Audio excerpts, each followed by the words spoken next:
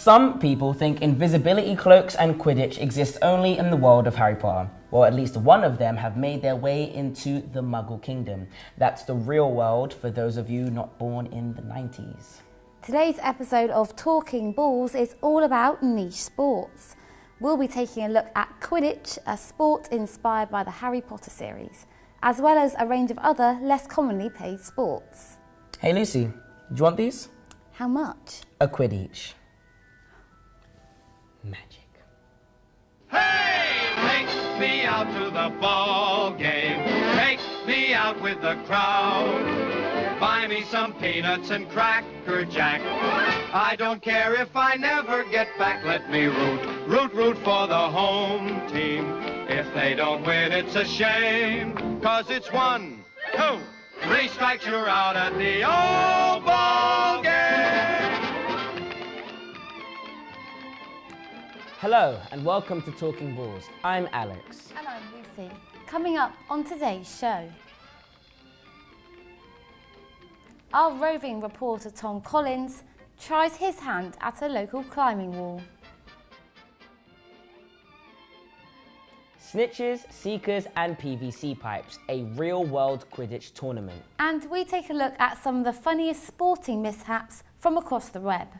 But first, our roving reporter Tom Collins tries his hand at the Southampton climbing wall.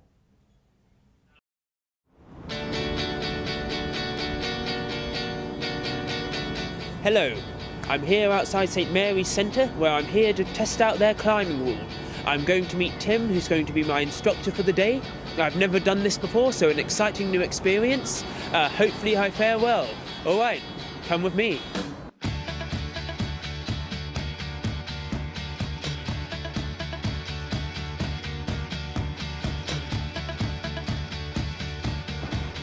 Hello, you join me now inside the climbing centre. I'm here with Tim, who's going to be my instructor for the day. Hello, Tim.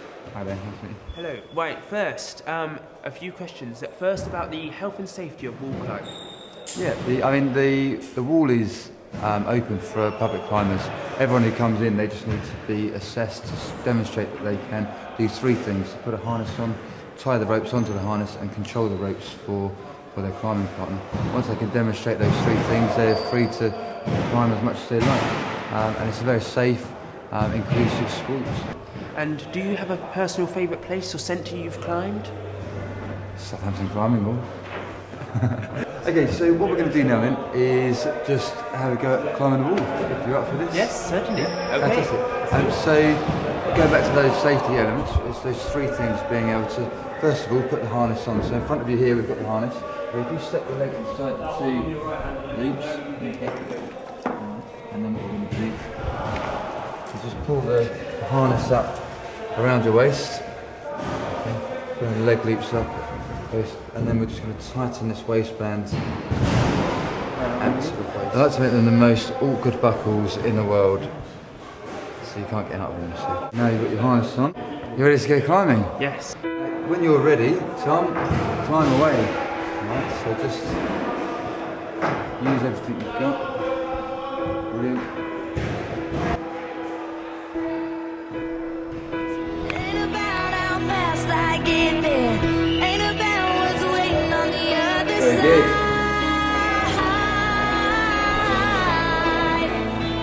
It's the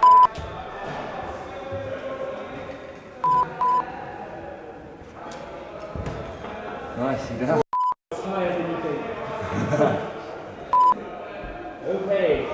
Okay, you're happy then? I think I'm happy here, yes. Okey-dokey. Wow. Okay. A bit frightening. So it's quite a view. So I'm going to attempt to drop back down now. Wish me luck. So lean back for a second, Tom. Okay, cool. Okay. That's it. And I'll just slowly, and then just see if you get your feet flat against the wall and just kind of walk down the wall. Friction is created. Sit. Very good. And there we go. Yes. Welcome back. Thank you. Wow. So there you have it, wall climbing, a fantastic new experience. I'm certainly going to be coming again, climbing new heights. With that, thank you very much, Tim. Thank you. I'm sure we'll be seeing you again. Very good. A natural. And with that, back to the studio. And here we are, we're joined by Tom and Cusham, who's a climber himself. Tom, firstly, just tell us about the experience. It didn't look as straightforward as people would have thought. Yes, well, as you can see, frightening at first, particularly for me, the first time I've ever attempted wall climbing, and you don't really realise the heights you get to until you start to climb. But once you're up there, a fantastic view, a great buzz you get through your body, and I'm certainly going to be going again. Tom, out of all sports you could have picked to try out for the first time, why climbing? Climbing, because in my mind it was unique. It's a sport that not a lot of people are aware of. It's a fantastic sport. You can prepare very well for it indoors at many different facilities, different heights of climbing walls, and then take it outside into the real world. So yes, and I wanted to showcase that to as many people as possible.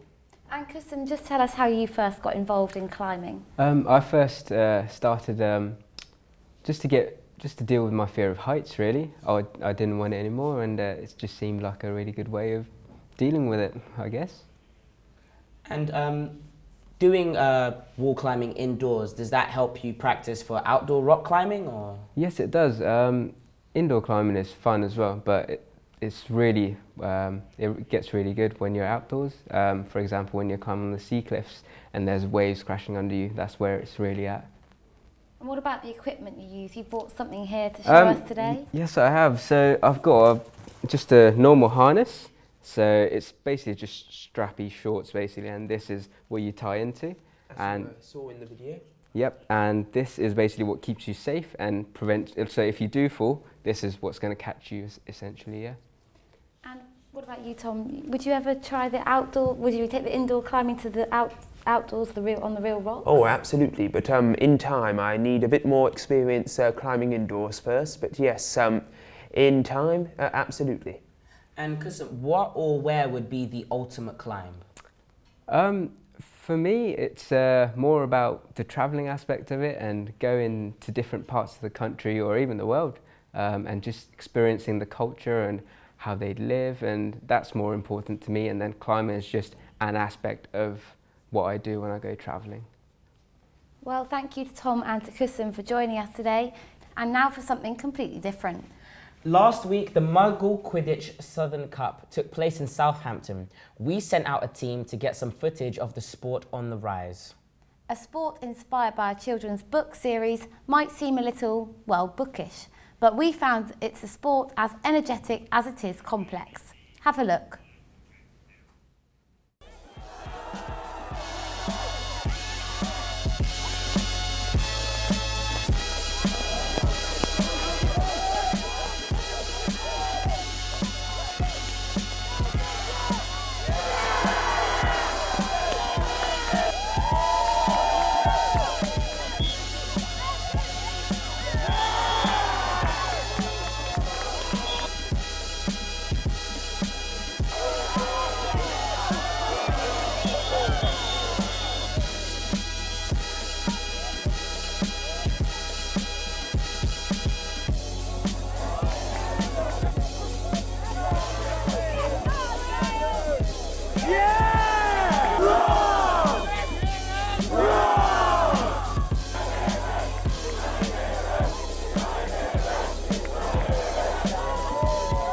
What is the appeal of Quidditch for you? Honestly, I just absolutely love the sport. It's so much fun. It's so different to every other sport, and I've always been really competitive. And until Quidditch, I'd never found a sport that I truly excelled at. I tried a lot, but I just feel like Quidditch is such a unique game. I just absolutely love it. So here we're joined by Alex and Fraser, who are part of the Southampton Quidditch Club. Firstly, just tell us a little bit about the sport for those people that don't know. So Quidditch is a mixed gender full contact sport that came about in the last few years. It's taken off quite a lot in America, and it's gathering steam in the UK at the moment. It consists of 2 teams with 7 players on each side, and each player has a position denoted by what headband they wear. Okay, so with Quidditch there's 3 different types of balls. First one, so this is the quaffle, which is a slight deflated volleyball, which is used by the chasers and the keepers. And their job is to throw this through a hoop just like this, and there's 3 of them at each end of the pitch. Each time you get one through the hoop, you get 10 points. I've noticed you guys came in with PVC pipes. What are those for? So if you think of Quidditch, you'll probably think of like witches and wizards flying around on brooms, and that's still relevant within this kind of Quidditch. So we've got a bunch of poles that we use as brooms that are very important to the sport because they make the sport very different to a lot of other things, because you're forced to always have this between your legs. Like if it comes away from between your legs, you're penalised, and it adds a lot of versatility to the sport. For example, this other ball, the bludger, which the beaters, who wear the black headbands, use, you can throw it at someone, and if they get hit with that ball, then they're what's called being beat out, whereby they have to dismount their broom and then walk back to their hoops, or run back to their hoops, touch the hoop and then they're back in, which makes loads of diversity in like tactical play. Let's talk a little bit more about these headbands you've got here. So just describe which colour means for each one. Yep, so to reiterate, the white headbands are worn by the chasers and the green headbands are worn by the keepers. They're the players who are trying to score points with the quaffle. The black headbands are worn by the beaters who are throwing the bludgers around. And one we haven't talked about yet, the yellow one just here, this is for the seekers. So that's your Harry Potters, who are trying to catch this here, the golden snitch. Basically, how that works is you have one person dressed completely in yellow, who is the snitch runner, and they have a pair of these shorts with snitch on the back, which is a tennis ball wrapped in a yellow sock, and the seeker's job is to reach around and grab it off, like so, for 30 points. Do you mind if I just try those on? Snitch runner? Yep, that's right. Okay, so I'm going to put these on. So the snitch runner will be a guy or a girl dressed completely in yellow, and they run around the pitch trying to avoid the seekers who have the yellow headbands, and I will come back as a seeker, try and grab this. When I do so, I get 30 points for my team and it ends the game. Okay. And what about this hoop we have behind us here? Just demonstrate to us how that works in the game. So as I said before, there's 3 hoops at either end of the pitch, and you have to throw this ball called the quaffle through the hoop. So you throw it straight through. And you can throw the ball through one way or back through. So if you make a long shot, for example, and it goes over the hoops, then if you have a team member who's behind the hoops, they can then throw it back through the hoops, and that's still a goal. It's kind of like in ice hockey, where there's an area behind the goal that everyone can still go through. And yeah, so you can score back. So there's a lot of sort of tactical play where you can send one of your chasers behind, and you can do so many different things. Great. And do you ever think you could make a living of playing Quidditch? And if you could, would you like to? Well, I'd definitely love to play Quidditch as a professional sport. And I think it's something that everyone can get involved with and enjoy, whatever age, whatever body type.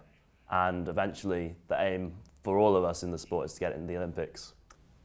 Thank you to Alex and to Fraser for joining us. You can follow the Southampton Quidditch Club on Twitter @SuttonQC. It's time for me to make my way to the video dome. You'll see me again in a minute.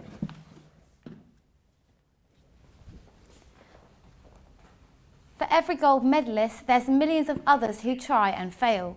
And fortunately for us, many of those failures are recorded and put on YouTube.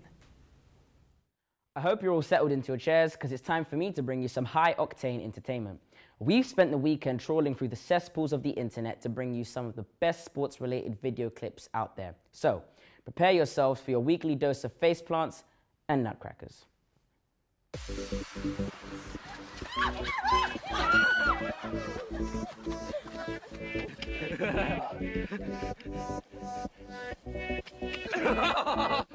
Did you Ready?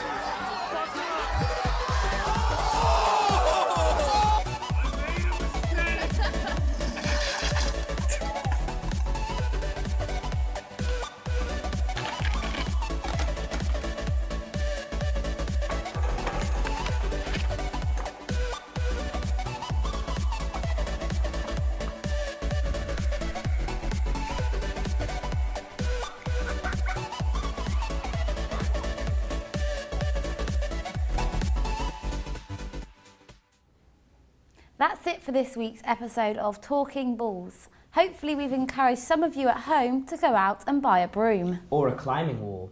Have a nice evening, Southampton, and we'll see you again soon.